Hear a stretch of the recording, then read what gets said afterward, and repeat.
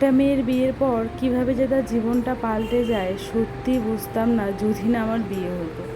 বিয়ের পর পুরোটাই কেমন আমি নিজেই পাল্টে গেলাম, নিজেই বুঝতে পারছি না আমি কি ছিলাম আর কি হয়ে গেলাম।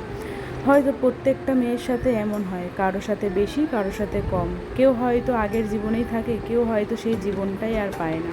মেয়েদের কখনো বাড়িই হয় না। যদি কখনো আমার কাছে সেরকম টাকা হয়, নিজের জন্য একটা বাড়ি করব, সেইখান থেকে আমাকে একটু কিছু হলে কেউ বলবে না বাবার বাড়ি চলে যাও, আর কেউ বলবেও না যে এবার শ্বশুর বাড়ি যা। এরকম কোনো কথাই হয়তো কোনোদিনও শুনতে হবে না। তার জন্য নিজের একটা বাড়ি করব, যেখানে শুধু নিজে বলবো এটা আমার বাড়ি, আমি আমার স্বাধীনে থাকবো, কারো স্বাধীনে থাকবো না সেখানে। আমার মনে হয় প্রায় অর্ধেক মেয়েরই এই একটাই ইচ্ছে যে নিজের নামের একটা নিজের বাড়ি হোক, যেখানে বলতে পারবে বুক ফুলিয়ে যেটা আমার বাড়ি। তো চলো এত কিছুর মধ্যে দিয়েও তোমাকে একটা মিষ্টি দিদিভাইয়ের কমেন্ট পড়ে শোনাই। তোমরা আমাকে অনেকেই ভালোবাসো, তার মধ্যে পিউ দিদিভাই আমাকে কমেন্ট করে লিখেছে যে আমার কথাগুলো দিদিভাইয়ের খুবই ভালো লাগে, আমার ভিডিও দিদিভাইয়ের ভালো লাগে, এইভাবেই দিদিভাই ভালোবেসে যেও, পাশে থেকো। আর এই ঝড় হোক, বৃষ্টি হোক, তুফান হোক, তার মধ্যে থেকেই চলে যেতে হবে আমাকে এখন শ্বশুর বাড়িতে।